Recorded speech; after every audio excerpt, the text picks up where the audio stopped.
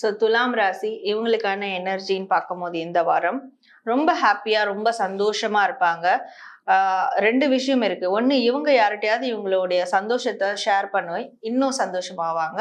இவங்களுடைய இமோஷன்ஸ் உணர்வுகளை ஷேர் பண்றதுனால இன்னும் சந்தோஷமாவாங்க. இன்னொரு கேட்டகரி வந்து யாரோ ஒருத்தவங்க இவங்களை தேடி வந்து இவங்களுக்கு ஒரு இமோஷனல் சப்போர்ட் கொடுக்க போறாங்க. அதுல இவங்க மிகப்பெரிய சந்தோஷம் வந்து அடைய போறாங்க. ஸோ ரொம்ப ஃபுல்ஃபில்லா சந்தோஷமா இருப்பாங்க. தன்னிடம் இருக்கிறத வச்சு நிறைவடைவாங்க, திருப்தி அடைவாங்க. அந்த மாதிரி ஒரு எனர்ஜியா இருக்கும். Okay ma'am. இந்த திருப்திகரமான வாழ்க்கை இன்னும் கொஞ்சம் சிறப்பாக அமையணும் அப்படின்னா என்ன மாதிரியான பிராக்டிக்கல் பரிகாரங்கள் டாரட் கார்டு மூலமா சொல்வீங்க மேம்?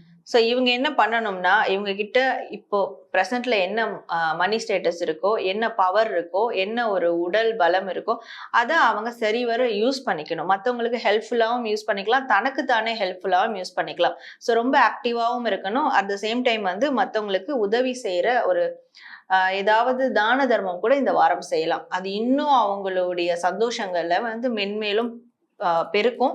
அது ஒரு ஸ்டாண்டர்ட் ஆகும். ஸோ அந்த விஷயங்களை பண்ணலாம். அண்டு இங்க இவங்களுக்கு ரெமெடிஸ்ன்னு வர்றது ஸ்பிரிச்சுவல் ரெமெடியும் இங்க வந்து வருது.